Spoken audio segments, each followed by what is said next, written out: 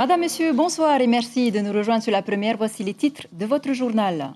Le coup de gueule de la population de To'ahutu, un voilier dont le propriétaire a pourtant été aidé par la population de la commune, a tout simplement disparu. Il a abandonné son navire sans se soucier des risques de pollution. Une bouffée d'oxygène pour les professionnels du tourisme. Les 150 touristes américains tant attendus ont posé leurs valises à l'aéroport de Fa'a avant de repartir pour Bura.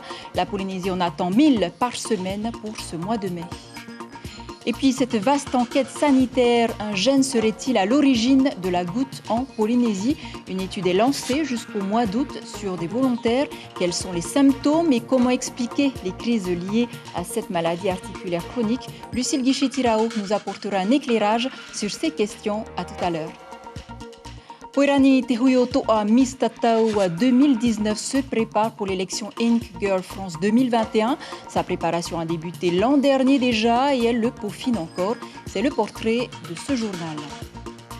Enfin, à Hao, ils font la fierté de leurs professeurs. Les élèves de gestion de l'environnement marin du CETAD ont réussi avec brio l'épreuve de survie sur le Motu. À découvrir dans votre rubrique Aïe, filme-moi. Je vous le disais, il est à l'abandon depuis le 26 février, avec toujours des polluants à son bord. Surnommé de voilier poubelle par les habitants de la presqu'île, le plaisancier, qui a été logé gracieusement à son arrivée par les résidents, s'est volatilisé du jour au lendemain. Quant à son bateau, la direction des affaires maritimes a entamé une procédure. La population n'en peut plus. Kaline Liénard, Marcel Bonneau. Ça pollue la mer et c'est pas joli à voir aussi. 3 mois que ce bateau est échoué entre les passes Tapueraha de Veirao et To'erefau de Taravao. Et vous les enfants, vous n'avez pas peur là de la pollution du bateau? Ça vous gêne pas de venir vous baigner ici? Si, un peu seulement. Non, pas moi. Un peu. Mais pourquoi? On peut aussi quand même retirer le bateau parce qu'on peut aussi polluer le lagon. Maladresse, malchance, mauvaise connaissance des lieux, autant de questions restées sans réponse. Les habitants du quartier Ropu scrutent l'horizon et se sentent impuissants. On a peur, hein? Pour les enfants, pour les pêcheurs. Comme là, le bateau là, elle a pris de l'eau. Il y a le moteur dedans, le mazout, les batteries aussi, c'est dans l'eau là maintenant. Mais ça craint. Hein? Le voilier et son capitaine se sont échoués dans la nuit. Les riverains les ont découverts au petit matin. Si tu veux, au début, c'était plus aider le propriétaire. Donc, il a été logé ici, dans ce quartier, à un moment donné. Et puis, il a raconté son histoire. Et du jour au lendemain, on ne sait plus où il est. Il y a 2 semaines, la présidente du comité jeunesse de To'ahutu est allée prendre des photos et vidéos de la pollution du bateau, dans le but d'interpeller les autorités. Moi, je voulais intervenir, aller juste retirer les batteries et le moteur. On m'a interdit malheureusement, mais bon, s'il faut attendre aussi ceux de là-haut qu'ils interviennent, je pense que d'ici là, tous les coraux qui sont autour vont mourir. Le maire a contacté la direction des affaires maritimes pour tenter de retrouver le propriétaire, mais sans succès. Et pour retirer le bateau, le pays a lancé un premier appel d'offres, infructueux. Donc ils ont relancé encore un autre appel d'offres il y a 2 semaines. Et a priori, cette semaine, je les ai appelés. Ils m'ont dit que bon, ils ont pu trouver donc, une entreprise qui va pouvoir donc, retirer ce bateau. Mais ça va se faire que d'ici 15 jours. Une nouvelle accueillie favorablement par les habitants de To'ahutu. Ils espèrent notamment retrouver leur lagon intact. Et si une plainte est déposée pour pollution, le propriétaire et le capitaine sont passibles d'une amende de 100 000 à 400 000 francs en fonction de la taille du navire. Le gouvernement local qui devrait aussi revoir les sanctions relatives aux navires pollueurs. Je vous le disais en titre, ils sont arrivés, les premiers touristes américains de l'ouverture. Ils étaient 150 à débarquer à l'aéroport de Tahiti Fa'a, tous ravis d'être en Polynésie, malgré les tests à faire à l'arrivée. Sur place, Natacha Silagi, Mirko Vanfo. 8 days. We're headed to Bora Bora. Bora Bora. To Bora Bora. To Bora Bora. La couronne de la reprise. Les Américains sont de retour, malgré les contraintes sanitaires. La Polynésie en attend 1000 par semaine, tous vaccinés, en couple et pas du tout dérangés par les tests PCR à faire à l'entrée. C'était sans problème jusque-là, mieux que chez nous. Ça ne vous a pas dérangé? Pas du tout. Je ne pouvais plus attendre pour venir ici. Ça fait 1 an et 2 mois. Je suis prête. Ils sont très accueillants, très polis, procédure très simple, très compréhensible. Toutes les précautions sont prises. C'est beaucoup de procédures. C'était pas compliqué, c'était très bien géré, ils ont fait un bon travail. Le hall de l'aéroport retrouve ses couleurs. Les prestataires de services reprennent leur rythme. La clientèle américaine, heureuse d'être à Tahiti. Enfin, vous êtes ouverts. C'est bien d'être ici. Vous êtes content? Oui. J'avais quelques inquiétudes, c'est pour ça que je suis venu ce matin, mais effectivement, ils sont assez compréhensifs, sont dans l'attente, sont disciplinés. C'est assez agréable d'ailleurs pour les équipes. Et pour le moral des PNC, le nouveau programme des vols vers Los Angeles est exactement ce qu'il fallait. C'est de l'espoir pour nous et puis pour toutes les familles ici. Le secteur du tourisme relancé, surtout à Bora Bora, dont près de 50% de la clientèle est américaine. Le mythe de la perle du Pacifique n'a pas perdu de sa force, même en pleine crise sanitaire mondiale. Et la reprise des vols internationaux et les protocoles sanitaires mis en place, il lancera question avec Jean-Michel Ratron, directeur général d'ADT. Il sera l'invité café de votre matinale radio demain. Parallèlement au tourisme aérien, le MEDEF de Polynésie demande aussi à l'État la réouverture des frontières maritimes, fermées depuis le 3 février. Une information de nos confrères de Tahiti Info. L'argument est bien sûr économique. Les revenus engendrés par l'activité s'élèvent à 3 milliards de francs pacifiques par an. Un revenu vital pour une cinquantaine de petites et moyennes entreprises du Fénois, comme nous l'explique Frédéric Doc au micro de Jacques Damour. C'est plusieurs milliards, c'est entre 3 et 5 milliards par an. Et c'est des navires qui font vivre un certain nombre d'entreprises en Polynésie. C'est une partie de l'activité touristique, quoi. Si on veut qu'une partie de l'activité touristique puisse redémarrer, l'aérien ne suffira pas, en tout cas pas dans l'état actuel des choses. Donc il faut absolument y joindre les touristes de nature maritime. Et ils sont extrêmement demandeurs, que ce soit les Américains ou les gens en provenance de Nouvelle-Zélande. Et que si on ne leur donne pas un signe positif rapidement, le risque, c'est qu'ils se détournent vers d'autres destinations. Et quand il faudra les faire revenir, comme on l'espère plus tard, ça sera d'autant plus compliqué, quoi.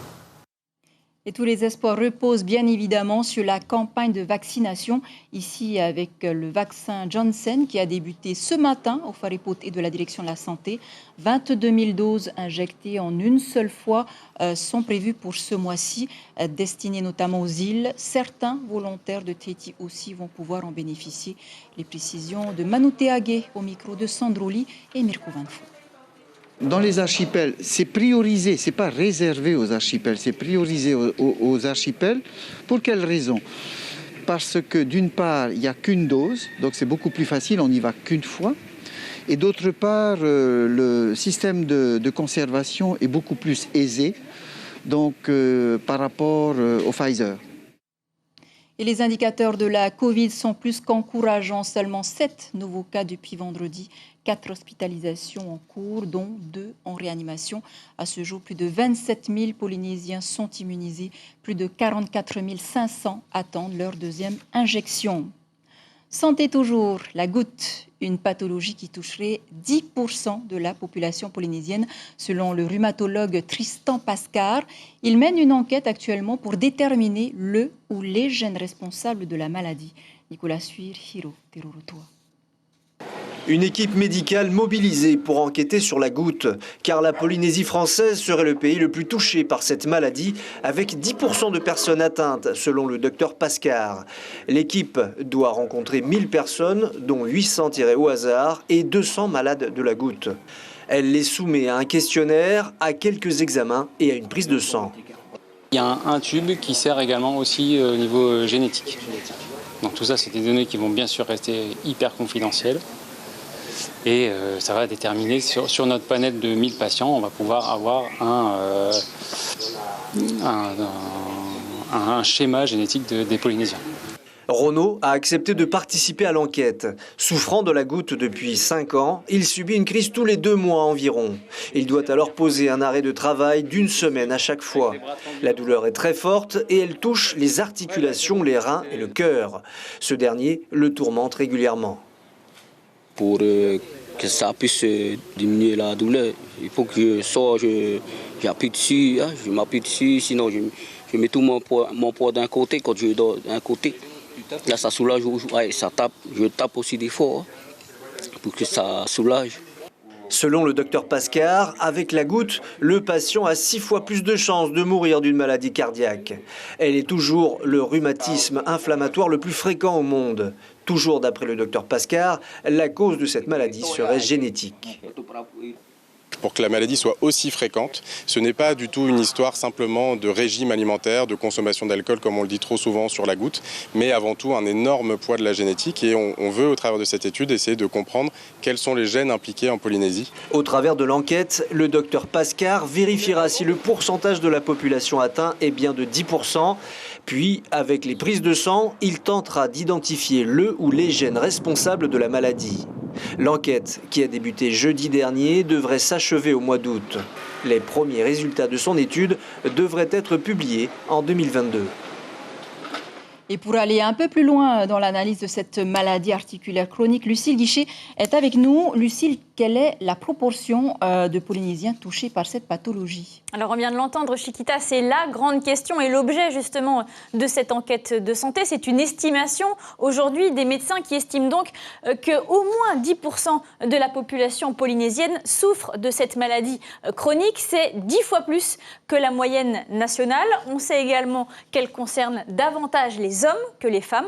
On la surnomme régulièrement la maladie des riches en raison des repas pentagruéliques auxquels elle est souvent liée. Mais aujourd'hui, on sait que la cause principale, elle est génétique, avec des familles entières de goutteux qui déclarent souvent la maladie très jeune. Comment expliquer les crises récurrentes, Lucille ? Eh bien, tout vient de l'acide urique qui provient donc des aliments que l'on consomme et que le corps est censé éliminer dans un fonctionnement normal, sauf pour les cas génétiques justement où le taux d'acide urique est anormalement élevé déjà à la base. Donc, lorsque l'élimination ne se fait pas correctement, eh bien, cet acide urique se dépose dans les articulations, les tendons et voire même les reins dans les cas les plus graves, ce qui provoque des crises très douloureuses qui durent entre 1 et 14 jours avec des coliques néphrétiques, voire une insuffisance rénale et une dialyse dans les cas où la goutte n'est pas soignée ou en tout cas mal soignée. Donc, dès les premiers symptômes, c'est-à-dire des tendinites faciles ou bien des articulations inflammatoires, consultez votre médecin, le généraliste d'abord, qui vous orientera probablement vers un rhumatologue. Dernière question, est-ce que ça se soigne ? Alors oui, la goutte se soigne, mais on ne guérit pas de la goutte, c'est une maladie à vie. Aujourd'hui, on peut limiter les crises avec des traitements médicamenteux uniquement sur ordonnance qui vont donc être des comprimés à avaler à vie. Il y a également des aliments à éviter. On le sait aujourd'hui, la bière avec ou sans alcool, les alcools forts, la charcuterie, les sodas, les fruits de mer, sachant que le surpoids, l'hypertension et le diabète sont des facteurs aggravants. Donc on commence bien souvent par perdre du poids et boire beaucoup d'eau. Merci pour ce décryptage, Lucille Guichet-Tirao. Dans l'actualité des îles, maintenant à Bora Bora, l'association Puturutamahere, en partenariat avec l'association Bora Bora Ocean Water, ont célébré la journée mondiale de mobilité, d'accessibilité avec tous les enfants du centre Tauriahau, des enfants en situation de handicap. Un parcours santé avait été mis en place, un moment très convivial et de joie partagé par tous les participants. On écoute Fepe Teotera au micro de Rosana Maihuta. On a mis en place une marche. C'est pas une compétition, c'est juste une marche avec ces personnes-là. Après, on verra petit à petit de faire une course. C'est un moyen aussi d'être ensemble, parce qu'on n'est pas souvent ensemble. Par cette occasion, on découvre autres personnes portent handicap aussi et qu'on doit bien les recenser aussi sur notre liste. On poursuit notre tour des îles à Raiatea avec la course annuelle de V1 et de V6, cette fois Tumar-A. C'était samedi, une journée de compétition avec un marathon de 6 à 18 km au cours duquel plusieurs catégories se sont affrontées, minimes à vétérans, hommes et femmes bien sûr. On écoute le président du club organisateur, Alex Pelou, au micro de Julien Vesco. On fait une course, une corpo V1 qui a eu lieu aujourd'hui pour les enfants du V6. Et on a aussi une course V6 qu'on va organiser autour du mois d'octobre. Je ne me souviens même plus de la date.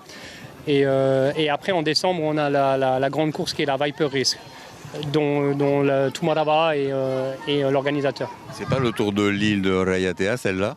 C'est le Tour de l'île de Rayatea les dernières années, mais cette année, on a une nouveauté, c'est qu'on va faire une descente Waini-Rayatea et après le Tour de l'île de Rayatea.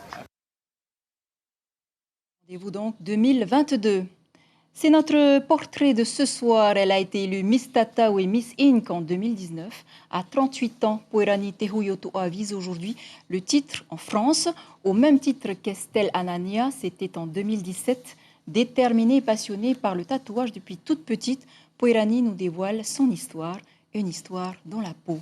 David Chang et Jacques Dameau l'ont rencontré en pleine préparation.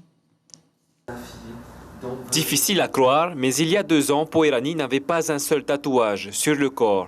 Cette œuvre d'art, c'est une idée qu'elle a eue à l'adolescence et qu'elle a fait germer jusqu'à l'âge de 36 ans. Je ne me suis pas fait faire des petits tatous parce qu'il fallait absolument que je réfléchisse à ma structure. Moi, c'était une structure complète que je voulais faire, donc pratiquement du full body. Des motifs qui prennent la forme d'une armure, symbolisant sa lignée, sa famille, comme pour la préserver de l'oubli. Une jambe destinée à une lignée de mon père. Mon père, donc, c'est la jambe droite. Et la jambe gauche, elle a été destinée pour la lignée de ma mère, qui descend de Watamatwa, de Rayatea. Et donc, en fait, j'ai les 2 lignées sur mes 2 jambes, comme un arbre généalogique. Poerani se consacre totalement à son objectif. Elle a quasiment suspendu son activité d'esthéticienne. 5 artistes vont être sollicités pour finir son tatouage, une pièce qui aura nécessité plus de 160 heures de travail. La Poerani qui espère bien être la candidate surprise de cette élection. Et si, pour clore ce journal, on allait du côté des Tuamotu, découvrons les charmes de l'atoll de Hao à travers le regard des collégiens du CETAD, des élèves qui se voient déjà dans la gestion de l'environnement marin. Pour leur examen, c'était une opération de survie en mode Koh-Lanta, une épreuve réussie avec brio par l'ensemble des candidats. Hirevaihuata Matualu.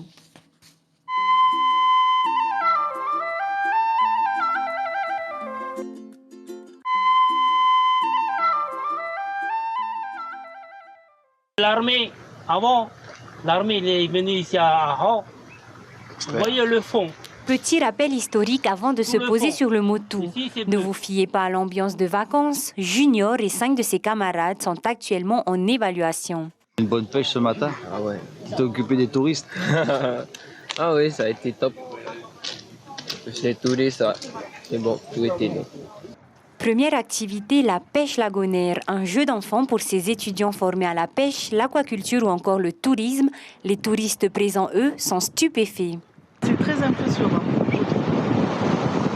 On voit que vraiment ils sont dans leur élément et ça va très vite, il faut être rapide, il faut vraiment chapeau. Un exercice grandeur nature qui s'inscrit dans la formation de 2 ans dispensée par le CETAD de Hao, dont les dirigeants semblent satisfaits. Ici, on est surtout dans un cadre pédagogique, donc c'est-à-dire qu'ils mettent en pratique les compétences qu'ils ont acquis, le savoir-faire. Et là, voilà, en milieu réel, ils appliquent ce qu'ils ont appris. C'est la deuxième donc, excursion touristique pour les jeunes premières années. Et le bilan, c'est que c'est un bilan très très positif. Hein. Ils ont bien appris de leur première expérience il y a quelques temps. Ils ont bien corrigé les points sur lesquels il y avait des choses à améliorer. En plus, on a eu des conditions météo exceptionnelles. Une histoire particulière, des paysages magnifiques et des jeunes formés et motivés, Hao semble rassembler les qualités pour devenir une destination de rêve. Voilà, c'est sur cette belle mélodie que se referme cette édition dont je vous rappelle l'information principale. Le ciel polynésien enfin ouvert, 150 premiers touristes américains sont arrivés ce matin. La Polynésie en attend 4000 ce mois de mai. Une information qui est aussi à la une de votre dépêche de demain, le quotidien qui titre « Les touristes américains de retour ». Tahiti Info, bac gris, mention très bien. Voilà, c'était l'essentiel de l'actualité. Merci de nous rester fidèles. 5 heures, vos infos radio. Restez avec nous. Votre magazine Ça pousse au Fénois vous explique le plan agricole lancé par le ministre Tehari Alpha. 19h40, Patitifa s'intéresse aux anguilles sacrées de Polynésie. 20h30, votre film This Is Us. Belle nuit sur la première, à demain.